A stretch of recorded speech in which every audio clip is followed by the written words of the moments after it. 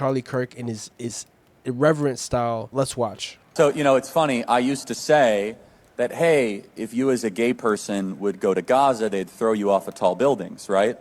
Now they don't have any tall buildings left, so I don't...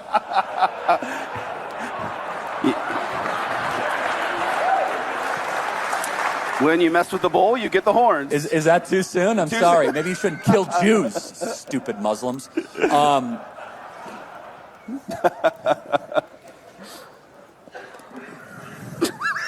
He's off buildings. I like that. Where was I? The Israeli military has demolished another high-rise apartment building in the Gaza Strip.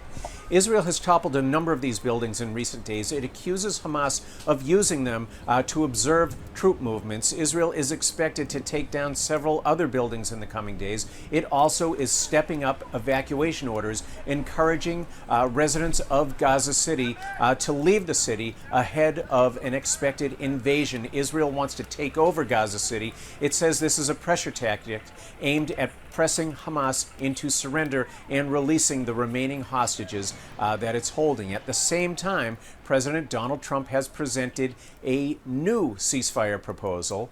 It is unclear whether this one will succeed. Once again, Hamas says it does not include the guarantees that it's seeking. It wants assurances that any ceasefire will be accompanied by an end to the war, a complete end to the war, and a complete withdrawal of Israeli troops from the Gaza Strip. It's not clear whether those that's not conditions going to have been happen. met. We expect to see more discussions in the coming days. Now, this war, we are almost 2 years into the war. The violence has rippled across the entire region. And in the latest violence, 2 Palestinian gunmen in Jerusalem opened fire at a crowded bus stop. At least 6 people were killed. Israeli officials say roughly a dozen others were wounded. This is the deadliest attack of its type on Israelis in nearly a year. So this would have been just a couple of days before he was killed, because he mentioned that Israel was bringing down the towers in Gaza.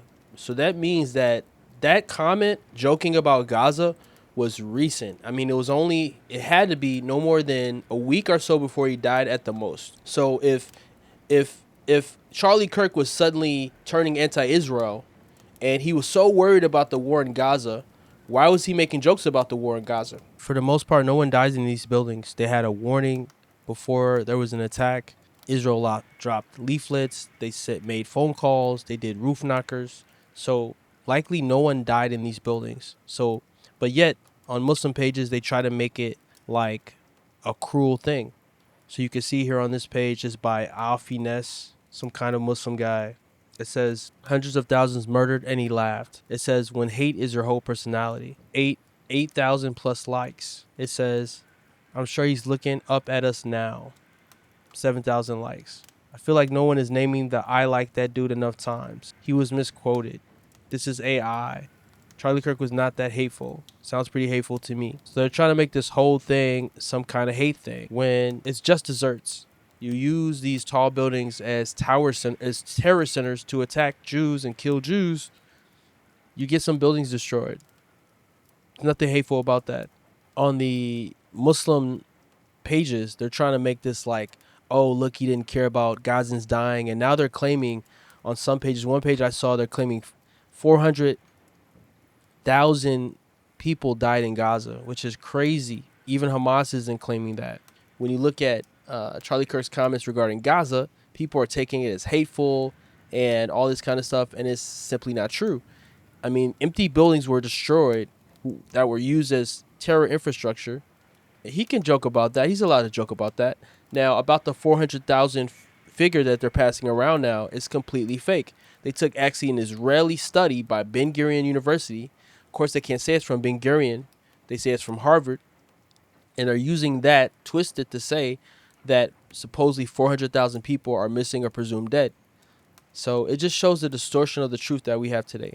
So it says right here, this is ChatGPT. It says the claim that 400,000 people are missing, presumed dead in Gaza is not supported by reliable evidence. It appears to be based on misinterpretation. Some social media posts and articles say a Harvard study found that nearly 400,000 Palestinians in Gaza are missing or disappeared. Specifically, a figure of 377,000 missing circulated. The original report, authored by Yaakov Garb, not Harvard, it says, by measuring distances from aid distribution compounds to population centers, it estimates population in certain areas, but does not claim there's 400,000 missing people. It simply says that people are displaced from where they were before, that at least 377,000 people have been displaced, essentially.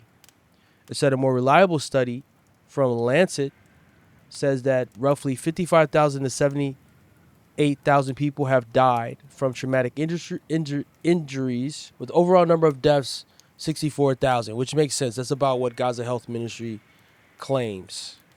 And again, like I said, if you subtract natural deaths and Hamas, it's very low. Very few people left. So anyway, it's fake. It's completely fake, which we knew that already. Peace and love. If you enjoyed this video, please like and subscribe and click on one of the videos above for more.